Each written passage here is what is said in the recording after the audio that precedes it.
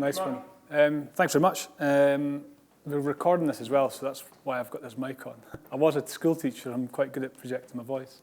But yeah, thanks for coming along to this. I'm going to chuck a lot at you. I've been in these, like it's hard to follow Gregor. It's like following Whitney Houston on the karaoke. But I'll do my best. I'm going to throw a lot at you.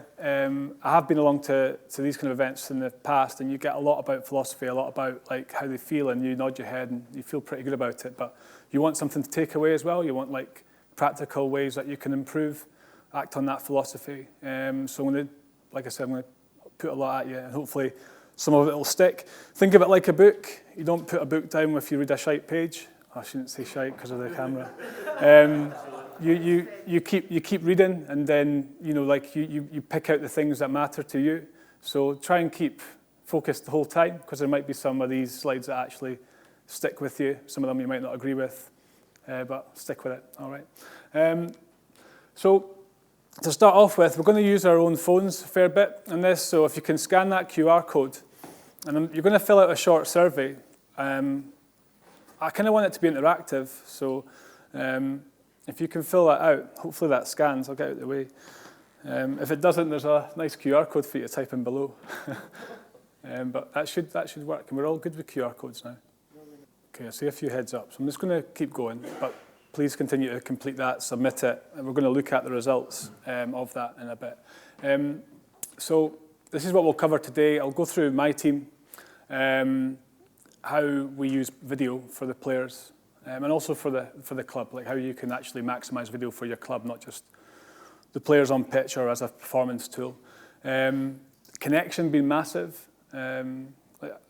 Gregor was talking about how we're a small country and we can like pass messages across pretty quickly. We can make it even smaller by using technology to get those messages across. So we're all on the same page, but extending that kind of face-to-face that we have throughout the week. Changing behaviour, so how do we actually get players to adopt video and other things, like what can we do? It's not going to be chucking them a full match to look at based on their behaviours. Currently, we're going to do a task just to put you in the player's shoes, about what the video analysis situation you might present to them at the moment feels like. Then going through my process, some examples, and then tons of digital tools that might be relevant to you at your club. In terms of digital tools, you've just used one called Typeform, and I use that a lot to set up little questionnaires, and it's super easy to do. So before I get into my team, I'm just going to jump into that Typeform that I set up, and hopefully if I refresh this, the results will come through. Mark, can I ask, is the presentation available to us? Or? Yeah, sure. I'll send it out somehow afterwards, yeah, for sure. So if I get the actual insights and responses, that's what I want. Okay, so in terms of the, this is easier on it. Is that the 16 responses, 7? I'm trying to get the individual questions. Oh yeah, it is individual questions. So I find the video analysis easy to do, right? So we're looking at low numbers here, right? So we've got 3s, 2s, so the people are disagreeing with that, right?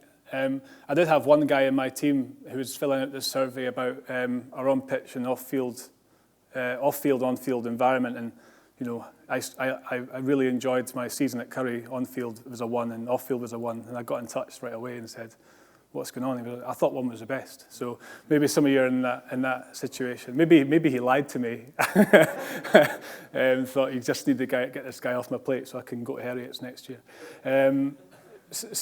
So these are kind of low numbers, right? And I get that, and I kind of expected that. And there'll be some people in here with high numbers. That's fine. That's great. Video is important. So let's see what the responses are in here. Again, a real mix. Some people keen on it. I wonder how many people thought it was important but found it difficult. Like that kind of problem that you'd love to do it, but you just can't get your head around it. Moving in, this one here. This is about providing match analysis to the players. How do I check that out? I wish it would come up with a full thing. Oh yeah, is a player expectation. So what do your players expect? A few more higher numbers. Some people not at all. Maybe it's an age group thing. Younger players aren't really expecting it so much. In my world, they definitely expect it, even though we're amateur. Players engage with the video. So those that have done it, it's just good for me to see the difference coming through here just so I know where I'm at with the room. And this one is match video is a great asset for important part of my it's a great commercial asset to my club. So some of you guys are agreeing with that. That's great. It's a 0 here, 0 here. So we'll hopefully change some lines there. And then this is interesting. Like, what are the biggest barriers? And this is stuff I'll look at as well. Like, interesting. Like, I wish I could make that bigger, but I can't. I need to look at that better. Skill and knowledge, personal expertise. Again, software skills, players buying into it. Okay, available technology, footage, recording. And then just going on. Let me just move this. How often do you connect with your players outside of training? So once, 2 to 3 most days, that's good. Once a week? Never? Okay. And last one. Some of the other digital tools that you'll be using. Pitch Hero, WhatsApps. WhatsApp's big. I still use WhatsApp. But to get them onto our own platform, not to keep the conversations going in there, because I don't want to compete with stag nights and pictures of cats. Well, there'll be other types of pictures in their WhatsApps. WhatsApp's coming up a lot. Google Sheets, that's good. I'm going to go through that a bit.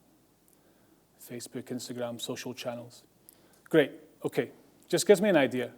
And I'll show you how I did that later. Let's get back to it. So those are I kind of expected a lot of, difference in the room. I'm hoping that with this presentation, like you'll see that, one more on, you'll see that it can be achieved by everyone, and it's becoming more of a player expectation at all levels, not just, this is my team. We are amateur, we are volunteers. Like, I don't get paid to coach. Like, I put all the money we have as a club into player experience. My non-negotiables are player experience and player development. Because if I smash those two things, I'll retain my players. And if I retain my players, I'll get consistency of performance across multiple years. So everything that we bring into the club, we try to then improve the player experience or their development. Both aren't always the same. So you're not like always smashing player experience and development. It's not that good an experience to go to Gullin and run up a dune, 50 million times, but it's good for their development, their resilience. So they're not always linked, but those are the things I make my decisions on. Even bringing in a player from abroad. So we've got a guy just now from Australia who's come, and like, he does get a flat, right? I'm going to be really open about that, because if he didn't have that, he couldn't play for our club. And I want there to be a foreign player. I want there to be someone from Australia, New Zealand in our club every year. That's the only guy, because I got a lot out of that from a personal experience of connecting with people outside my own bubble in Scotland. So that's really important for us. So we plan that in. In terms of my team, we've got 23 is our average age, so the young guys. The 450 years of experience combined. It's something that Gregor touched on about like how these players come to him with lots of game understanding. So he's got to include that. It's the same for us. These guys have probably been playing the game for about 12, 15 years. All right, so each individual comes with that experience. And I used 47 players in my squad this year. So across the whole year, we used 47 different players in my first team squad. So if you combine those 2 years versus numbers, you get way over 450 years combined experience that you've got to try and grab. You've got to include them in it. Different whys, so they'll be playing for different reasons. Some will be wanting to step up to pro via Super 6. Some will be wanting to socialise and connect with the players, push themselves hard.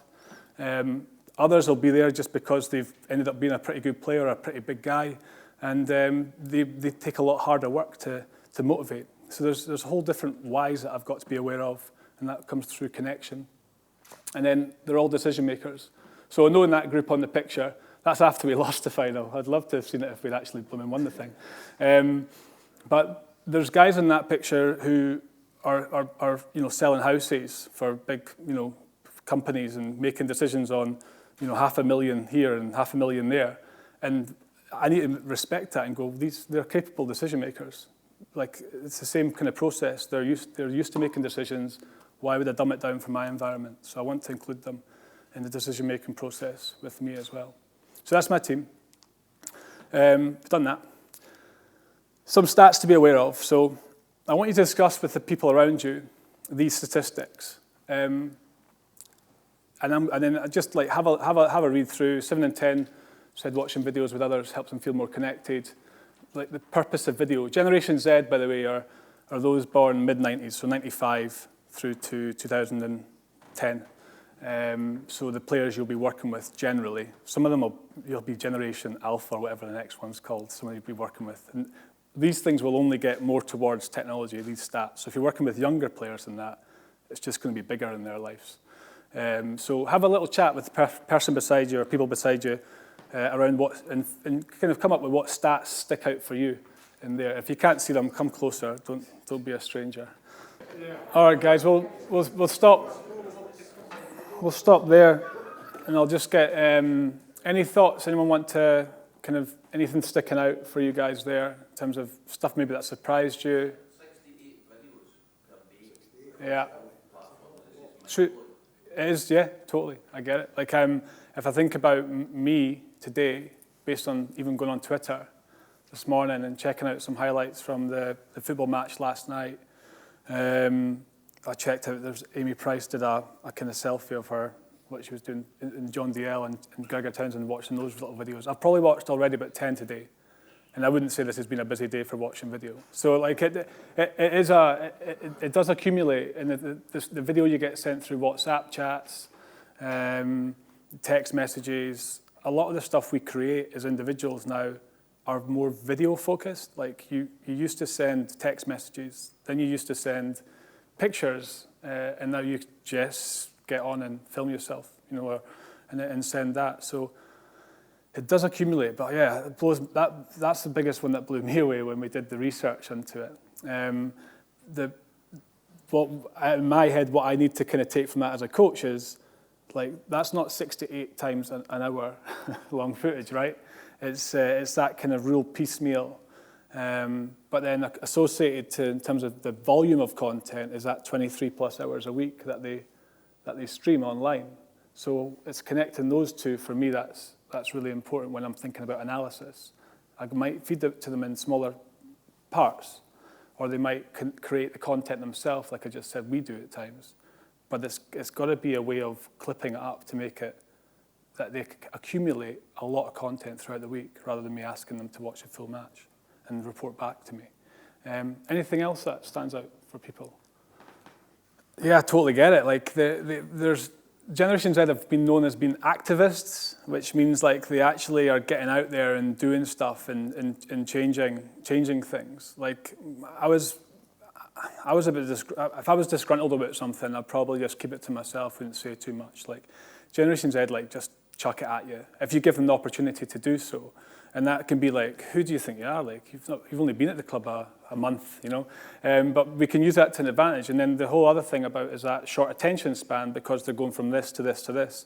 But I'm glad you said multitasking, because they have the ability to take in information from a range of different areas all at once and process that and prioritize it, and then remember the stuff that's important to them and forget the stuff that's not important to them. So the way you present that information is so important to them, because you want it to be the top of the list rather than the bottom of the list, right? And they'll quickly make their minds up whether something's important for them to work on or not, because they're their own people. They're not going to do it because of, what they should be doing, because they're activists. That's kind of their world. So that's spot on. I'm the same a little bit just now. I'll have my phone on whilst I'm watching the telly. That's as big as I get. But yeah, you're right. They can really go at it. So I'm not trying to compete with Netflix. The production quality of my video and the outcome's already known, so it's not that exciting. But I'm trying to compete with them doing it whilst watching Netflix, or doing it whilst being on the bus, or doing it whilst doing something else. That's my space in terms of video analysis, and my space in terms of connecting with them outside the club as well. So hopefully that's like player expectation. That's kind of their world. We can grab that. This is more around about the club and the asset that the club can create on a weekly basis. So I'm not going to ask you to kind of talk too much about this because I want to kind of move on, but just be aware of how a lot of times as coaches you're selling video to someone else at the club because they give you the cash for it. They decide what camera you get. They decide how much to invest in some kind of pole or I don't know, tripod or whatever it might be. So this could be the language they might understand in terms of how video is actually the largest growth area in social media motivation. So people going on social media to watch video. Super 6 have done a good job with this from my point of view. Like being on YouTube, chucking clips on Twitter. Like I'm engaging with Super 6 more than I engage with the Premiership stuff, for sure, because it's there and it's in this little clip. So they've done a really good job of that. And it's like if we were there's lots of brands out there that would love to have the frequency that we have and the opportunity to create content. Like you've got training content, you've got mad stuff happening at your training all the time. That's just funny. It would go on, it would create awareness of your club. You've got stuff happening in games that shouldn't happen. You've got stuff that you plan to happen that's pretty cool as well, that you should be capturing. Instead of offering the sponsor that you're chatting to a banner in a lunch, that one man and his dog sees, during the week, and a couple of guys turn up and thank you for the 35 quid a head lunch. Like, think about the exposure they could get from being like a watermark on a video, and you say we're going to put our highlights out every week. We're going to have like a play of the week. We're going to have donkey of the day, or whatever it is, like something that is going to drive attention to your club other than the selling of a banner. Then that's a way to really utilize video. I'll share this with you after, so you can hand it over to the club guy. So this is why we need video from a club perspective, and also like the youth stuff. It's hard because you need to get permissions and all this kind of stuff sorted out, but the schools do it. The private schools get permissions from all the parents that send their kids there, and then they film stuff, and they have video as part of the come to our school, like advertising their school, making them more aware. On a Sunday, there's tons of happy faces, like every week. Take film, get permission, take film, promote your club. I pay 25 quid a month for gymnastics for my daughter just now. Like, people are willing to pay for a good experience for their kid. She goes like once a week. So you can just make people more aware of the cool stuff you're doing. Right. The biggest thing for me, though, is connection. So I use in video and digital to be connected. And this is just a quick video from, I'm really lucky in my role with the Coach Logic stuff that we don't just do rugby, we do tons of other sports. Para table tennis signed up for the next Olympics the other day, which is cool. This is from a hockey webinar that we helped European Hockey do, and it's with Maddie Hinch. So Maddie Hinch is like 3 times voted best goalkeeper in the world, right? So she's class. And this is what she had to say about her relationship with her coach. And I think coaches can naturally sometimes just kind of forget about the goalkeeper, not intentionally, but they just forget, like they're planning their sessions, but it's just like, a shot at the end for the goalkeeper. But actually, what is the goalkeeper trying to achieve through that session? Just having shots at goal is fine to an element, but if you do that all the time, again, what are you training your brain? You're not actually training them to make any decisions. And like I said before, decision making is key, and that comes with experience. But the more you can train that in your training environment, the more they're likely to make better decisions over time. So it has to be a balance. For me, there has to be a technical element, there has to be some shooting, and there has to be some gameplay, some bit that's going to make a goalkeeper have to think. And again, that's chatting to your goalkeeper, setting goals beforehand, whether you've got a goalkeeper coach or not, and just working out what that goalkeeper needs from that session. You know, those conversations, I think for any goalkeeper, give them a huge amount of like belief that they value them in the team. And I think there's periods in my career where I've been like, do you know what? Like, I feel like a cone today. That's sometimes what I say, like a cone could have done more than me. Did you even think about me did you even notice I was here? And that's a horrible feeling, because I think as a keeper, you naturally do always feel quite different. So if a coach can work quite hard on keeping them connected, you're going to get an awful lot more out of your goalkeeper, and a better connection between not just the players, but your backline in particular.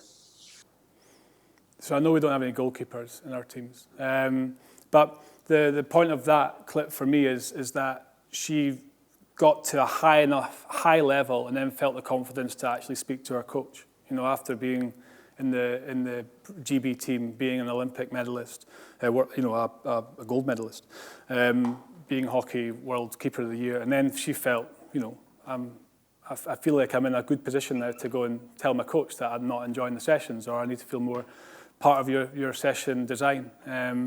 And there will be how do we connect with our players? Like, how many ways do we connect? Like, is it on your way down the pitch, you know, whilst you're carrying a couple of bags and chatting to your assistant coach or one of the dads or mums or whoever it might be?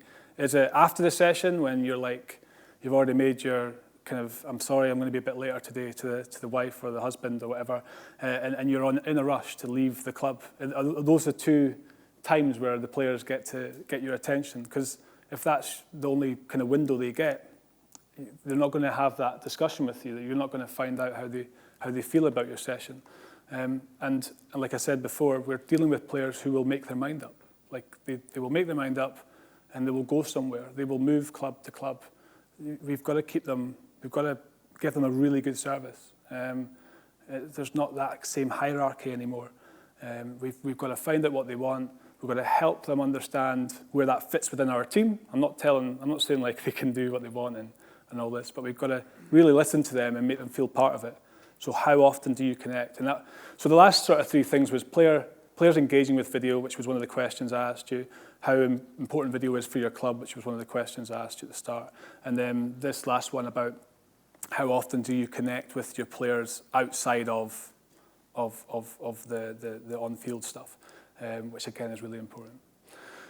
Right, behaviours. So we talked about the 6 to 8 videos per day, all right? All that kind of small stuff comes from somewhere. So there's a guy called BJ Fogg who developed this behavioural model. He was at Stanford University, and it was like 90s that he did this. He created this behavioural science lab, and it was to basically figure out how to motivate people. But you know, guys that went along to that were the founders of Instagram. Jack Dorsey from Twitter was part of that. And they used the information that they created, the data they got from this group, to start developing these social media platforms. So this is kind of a lot of what runs the social media platforms that our players are using all the time. So we can learn from it. So what they say in this, see if I can use my thing, I'm not sure that's working, I will, is there's a high and a low in terms of motivation. And that can be different on different days for people, different from player to player. The kind of the one that we'll all understand is that we set ourselves a goal when we're most motivated, and then 2 or 3 weeks later, we've not recognized our unmotivated self, can't be bothered doing that goal anymore. Okay, something that seems so achievable for us when we're super motivated is no longer achievable when we're not. And then we don't achieve it, and then we let it go. It could be your New Year's resolution to give up this or do more of that. And we do that all the time. So motivation fluctuates, no matter how motivated an individual might be at any given time. Ability is something we can control. We can make it hard to do or make it easy to do. And then the whole point of this is, like, if we trigger behaviors in this kind of area here, yeah, you can't see it. So if we trigger behaviors in here, where it's like something, if it requires high motivation, right? The only way we can kind of get that to work is if it's like, if it's hard to do, it will have to require high motivation because we want it to be this side of the line, on this side of the line. So we can't always say high motivation is going to happen. So we need to kind of start making our things easy to do, right? Easy to do is a first step. And then we trigger it there.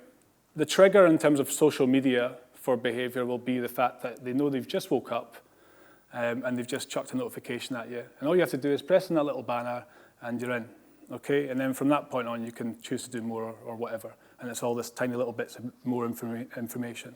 I'm not saying I totally agree with that, but that's just the way it is. And so we need to be trying to find ways of making things easy to do as a starting point to trigger that behavior. Yes, sometimes people will come in with high motivation, which is class, and they'll just like go hard on it that day. But other times they'll just come in with no motivation at all, but they'll still achieve something, and therefore they're still part of the process. So think about the long video, okay, asking them to watch that. They might all sign up to that at the start of a year because they're super motivated to go and smash it this year. You know, let's all do better. I'm going to do 3 gym programs a week. I'm going to watch a match video all the time. I'm going to create player highlights. I'm going to, like, this is going to be our year. And then you get into, you know, October, probably a month later, and it's not there anymore. They're not doing 3 sessions a week. They're not doing 2 sessions a week, maybe doing 1. They are not looking at the match video anymore. They're certainly not feeding back to you. So how can we just say, well, if that happens, where they go from high to low, they're still achieving. So they're still watching the clip. They're still keeping themselves fit through something else, like just giving them things that we know that they can achieve even when they're low motivated. So just thinking about that in terms of your design, in terms of your goal design.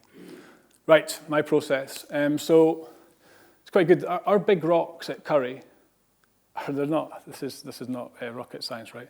Attack and defense. So there's just ways of breaking the game down. So all this stuff on the big rock side is ways that we break the game down, because I'm trying to make the game smaller. I'm just trying to make it into smaller clips. The game lasts 80 minutes. It's 100 minutes on our video, but an attack could last up to 2 minutes tops, right? Generally, we get turned over or kick the ball away within less than 90 seconds. Defense is kind of the same, right?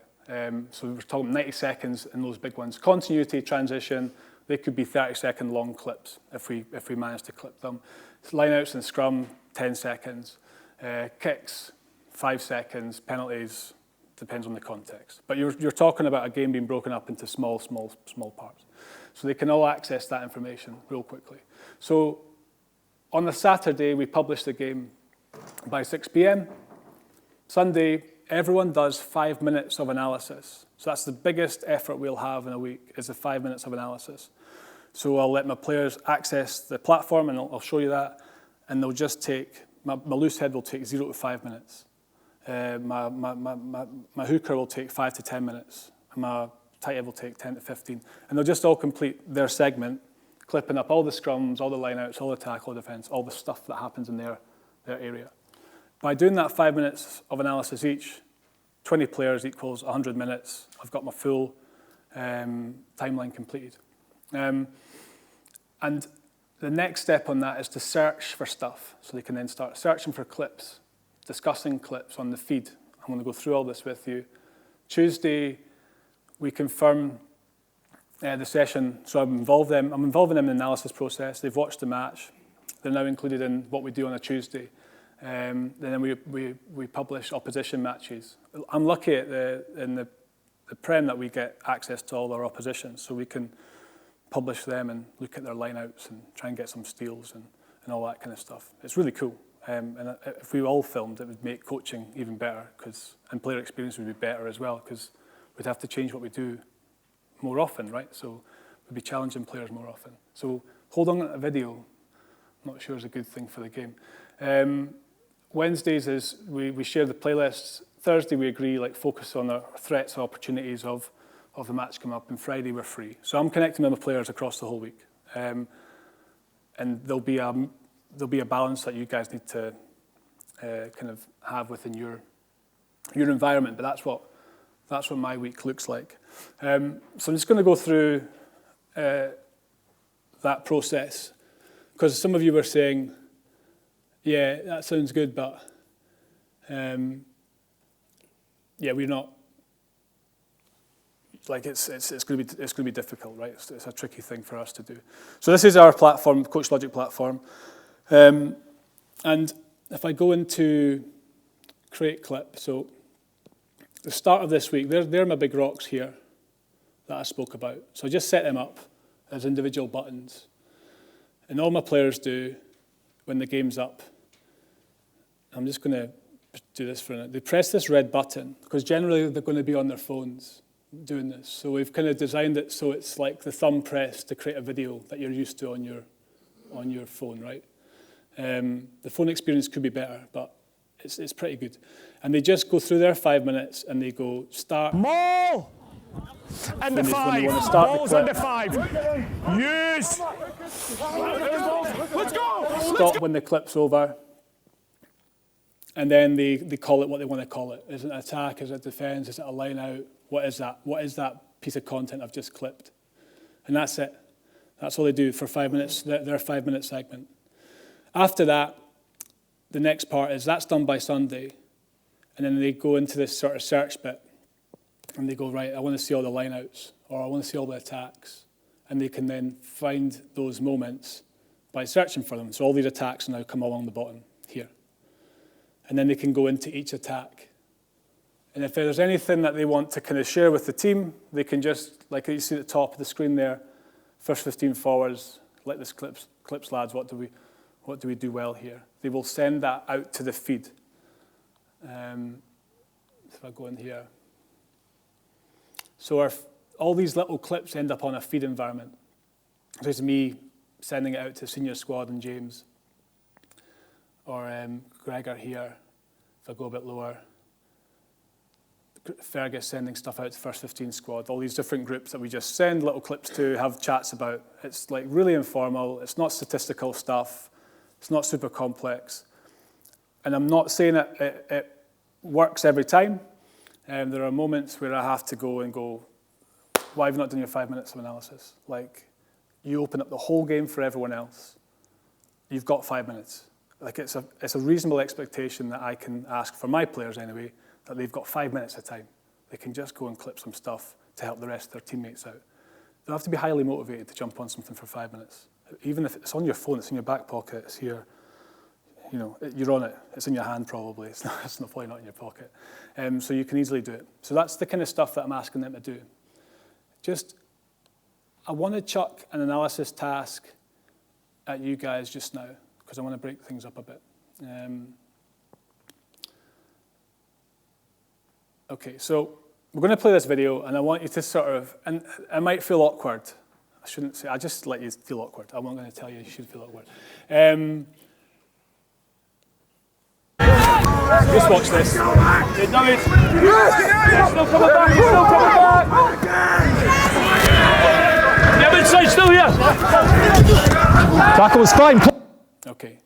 What do you see? Just anyone, any thoughts? Pardon? Successful line-out. Yep, successful line-out. Pretty happy with the line-out. Yep, onto the ball, good. Anything else? We're in the yellow. It didn't go all that well for us in that clip. Anything? Play into a structure. Like, there would be maybe a better option there, or? Pre-called move and it just went, no matter where the defence was. Yep. Just overran. Overran, held the ball for too long, maybe? Yeah. Yeah, cool. Communication was good to start off with. Yeah. But then it... Yeah, okay. Not any early comms towards the end of it. That's cool. Right, we're going to leave it there. Next one.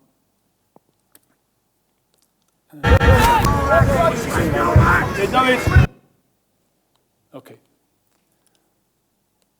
Hey, no, second man. Right,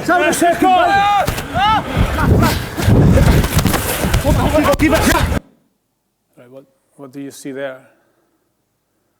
Nobody was helping us. No one helping, no comms. No intent, yeah. Attacking at the defender, yeah. Not enough motivation. Okay. One thing. Yeah, okay. Decision making. Yeah. 10 speeds to the inside looking for inside pass, 9 doesn't come in the right line. Yeah, it's so true. Well picked up, yeah. He is trying to fix that defender to create space. So he's kind of running at that defender on purpose. We're getting too much into it because I kind of want to, this is the point of it, is it's hard to kind of get something in a single clip in a room full of people and have the confidence to go and chuck your answer in there. And this is generally how we do our analysis sessions with the players, right? I want to change this up a bit. So I want you now to... Hey, no, second man! If you can, I want you to scan that QR code. It's going to take you to that same clip, and I want you to watch it as many times as you like and have a chat with the person beside you, and then we'll have another talk about what you think about it. All right, stop. I'm gonna chuck someone else at you. It's good. I think we're getting it. We're getting the reason to watch stuff in your own time, like chat to someone around you to get the confidence. You could probably tell me a million things about that clip now, more than you could when you watched it initially. It's that confidence building that you have by sharing the video. We know the stats at the very start said video helps them feel more connected. You're something like 92% likely to share a video with someone else if you receive it. Like all that stuff we can make really good for our analysis and improving our knowledge. What I'm going to do now is I want you to scan this QR code. This is going to give context. This is going to give a bit of support around about that first one. So once you've scanned this one, it's the first 2 tries that Racing score against Northampton in the European Rugby Championship. Finn Russell is a little bit better than Gregor Hunter. Gregor Hunter is one of the best 10s in the league, I would say. But compare Finn Russell to Gregor Hunter and the whole move to that Curry clip you just watched. Maybe it'll give you a bit more insight. The second one's probably closer to the Curry example. The second try in that video. All right, guys. Any kind of, does anyone with feedback on, I think we've understood the process. Like you can add so much more as a coach to analysis by just adding bits more information, giving people time to communicate, chat with each other. You can learn a lot from, what was that, like 30-second clips or whatever. There's so much in the game. Like we had 170 clips in a match, right? I'm not expecting them to watch every single clip and get massive amount of communication around each one, but there's always a clip like that you can really support as a coach. Any kind of feedback on the Gregor Hunter versus who's our 10 versus Finn Russell or Curtly Beale's positioning versus Adam Hall, who's next to Gregor Hunter in our clip, or the winger who scores the second clip? Any stuff on that? Oh, can I go here first? There's one point where Adam could breathe on his neck nicely, and Gregor would feel it, and he pushed him away to say, like, give me, I want space, I want to be able to manipulate defenders and play you in, and he didn't give him that space. But pretty flat. Well, Russell will be a metre or 2 further forward. Yeah, I would actually disagree with that. Because I think Gregor's deep and close, and Finn's kind of wider and flatter. Which creates that there's a lot more speed, that the defence has to work with a lot more speed of thought, which forces them into kind of bad decisions or not being able to pick up every single option to Finn, and he chooses the right one. Is that what you?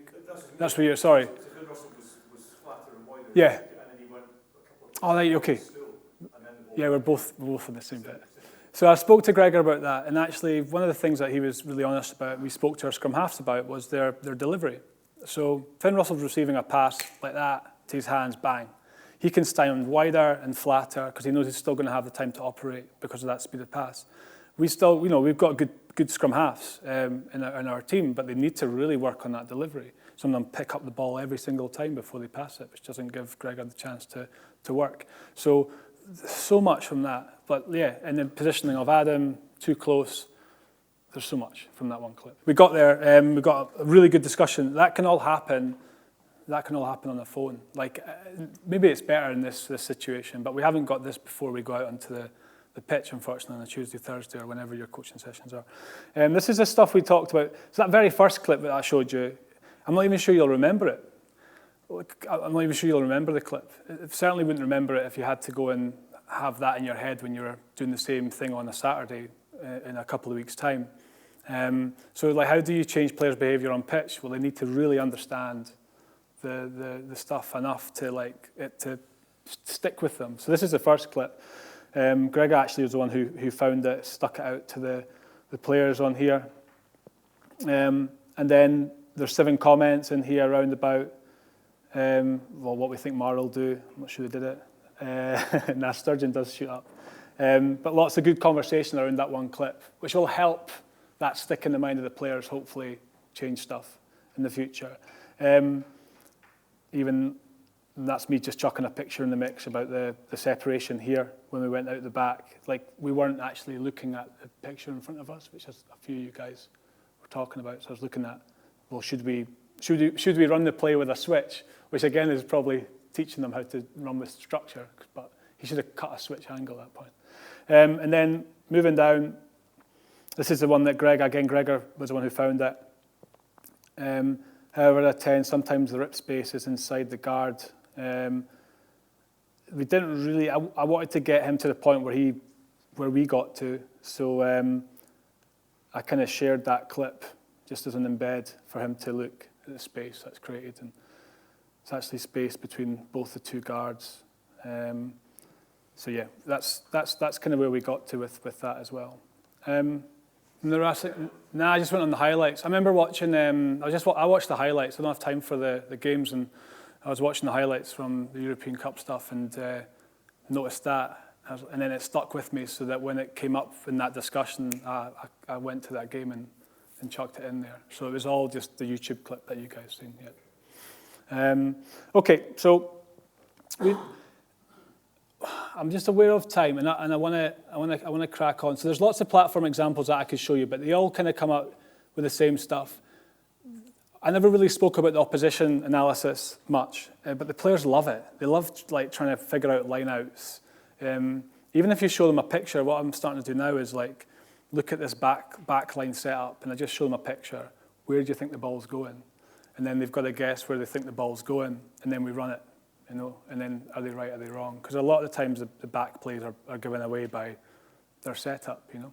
And then as it moves, you stop it again and go, right, what's changed now? So you kind of allow it to start to unfold, and then you realise the outside centre is already in front of the ball, so they're definitely not getting it. And trying to create those triggers for players on pitch. But line-outs are big for us in terms of things that I feel we should put some effort into because we'll get big reward. So this is. We'll upload, this is Ake's, and actually Ali does a lot of this stuff. He's brilliant, Ali Donaldson. He works at Watson's. I think he's part-time now, so he just sits on Coach Logic clipping, yeah. And then the players can come in and check out the line-outs from here, but what we do is we just chuck them in a playlist. If I put Ake's,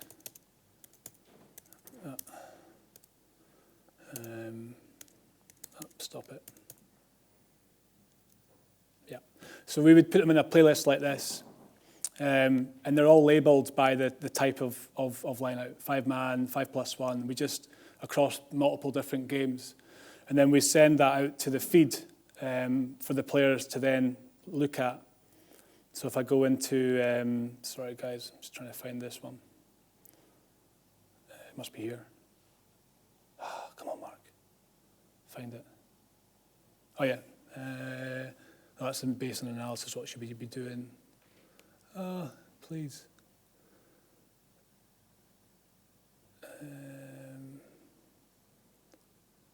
Oh yeah. So that's it there. So that's that playlist now on the feed. And it's just different games, different line-outs. They like to play wide, so if we can nick their line-out ball, we're going to stop them playing wide off a set piece. And then below that, Hamish is from the mics. The referee's mic'd up at our level. He knows what their calls are. 8 likes going himself. Just a pat in the back from Gregor. Fergus, Adam and Moore, their hit call. It's just whatever the 8 is. It's a twist. They call it a twist. So we've kind of got their calls now before the game. This is me basically giving them pelters for not doing their analysis via Zoom screen record. They don't always do it. I need to be on top of them. But this is a result. I love this clip. It's the moment their 8 caller knows the game's up. They won 1 clean line out on Saturday. So In we come. Marcus, in we come. Let's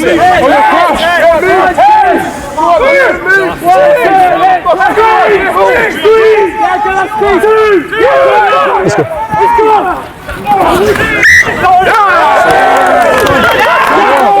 Scrum called. Huge motivation in the fact that we steal stuff. So you're giving them a real reason to analyse. It's not just for analysis' sake. It's not because you do it 30 minutes before the training session on a Tuesday. It's like there's real purpose to it and helps build motivation. Lineouts are brilliant for that. And then reading backs moves is also great for that as well. There was one that I wanted to show from recently from the East PDH, Eric Jones. I'm not sure if he's in here. No. So he was running this, and he mic'd up the one of the players with like a referee's mic, and recorded the training session. Something to think about. Henry!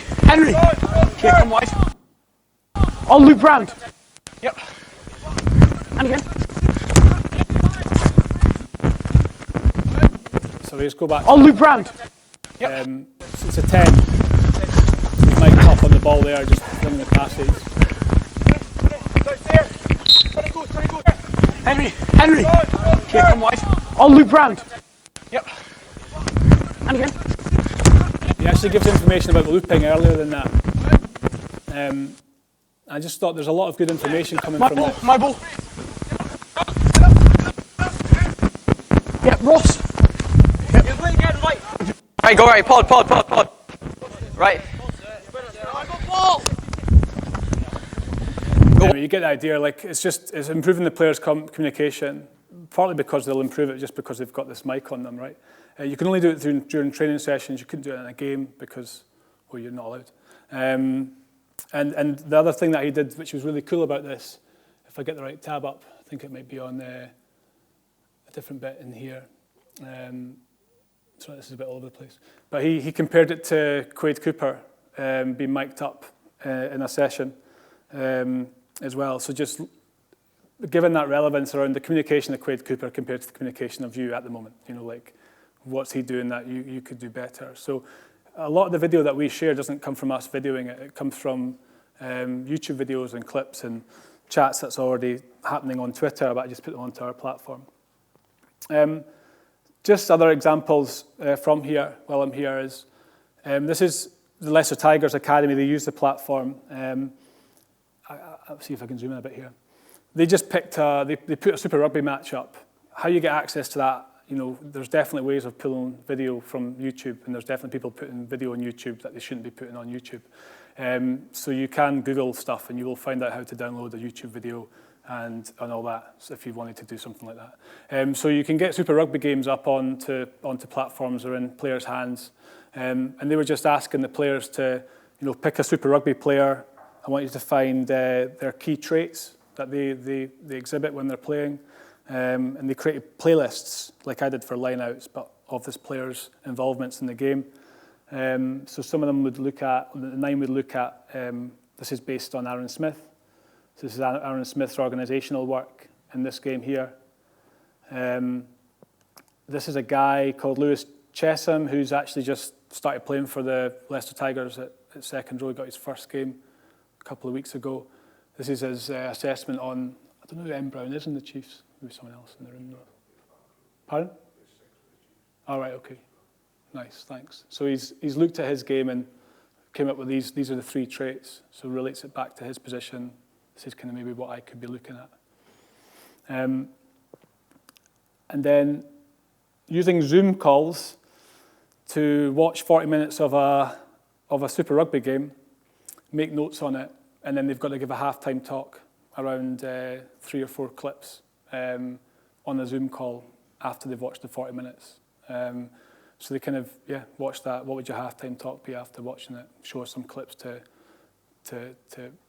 yeah, to show us why you've come up with those things. So players, so you can see in the top right-hand corner here, supporting their halftime talk with some clips that they've created via a Zoom call. So they're all in their own places doing it that way. I'm just chucking stuff at you now. This is Ben Earl, the guys from Abingdon. They clipped up Ben Earl's game, and he came on a Zoom call, and they had to tell him what he was good at in this Zoom call. So feedback to Ben Earl, who's an England internationalist, and what he could do better. So there'll be people that you can. We did it with Matt Scott. We brought him on. He did a defensive Zoom for us because he's connected to the club. But maybe people connected to your club, you could invite on a Zoom. Maybe get them to give you some footage beforehand. You could do a bit of work with your players that way. Simon Amor doing the same thing at Hampton.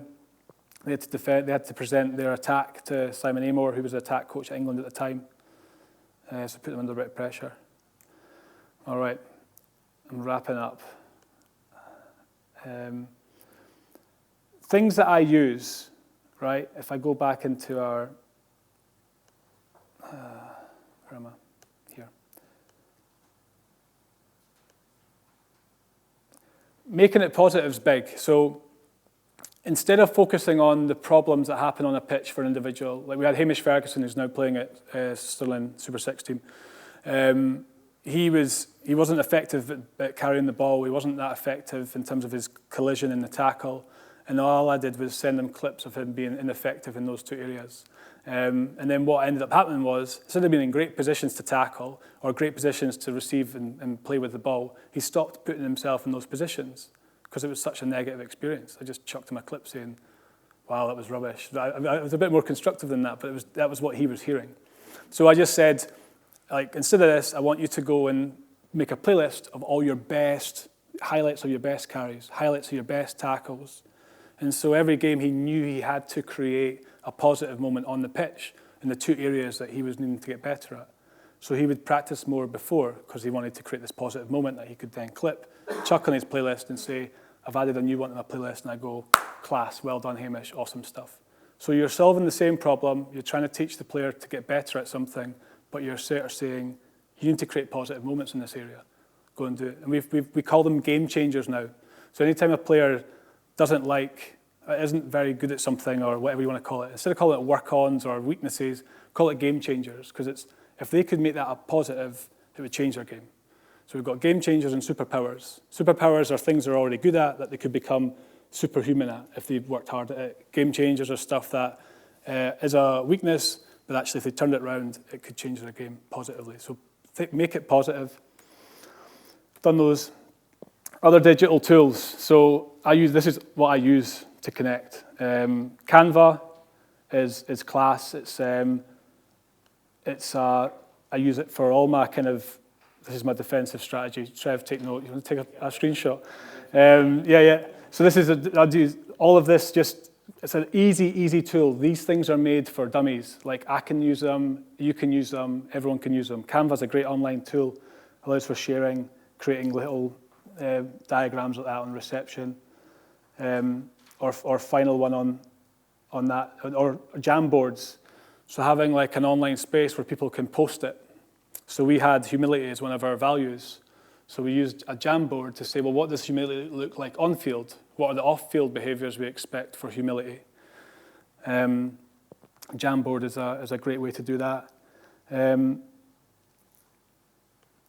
Sorry guys, type forms. So we've already used a type form. All I did, you just create these little things down the side here. This is a big one because I asked them to feedback on every single player before the final on what their strengths were. And they just went through the same kind of form as you guys, give them context of what it was about. And they just put in a line about every single player and what they bring to the team. And then that hooked up to a spreadsheet for me to see all of Paddy's stuff, all of Sam's stuff. And then I took that into a Canva. If I just grab Paddy's and go into there, where I sent him this the night before the game. And it was super easy because it grabbed all the information from the players. I didn't add anything at all. I just copied and pasted it into a document like that, and then we went and lost the final. So it doesn't matter. But it was a great experience. The boys loved the fact that they've got that now. That's a real bit of a real document that sort of defines them across the season. And then lately I've been doing stuff around about our on-field and off-field stuff, and I've connected that to a type form. So just using lots of different methods to gather as much information. And most of the work I always set up the players to do because I haven't got time. That's it. Thanks very much for listening. I hope there was a lot of reasonable information for you there, like a book. Yeah, cheers. Thanks.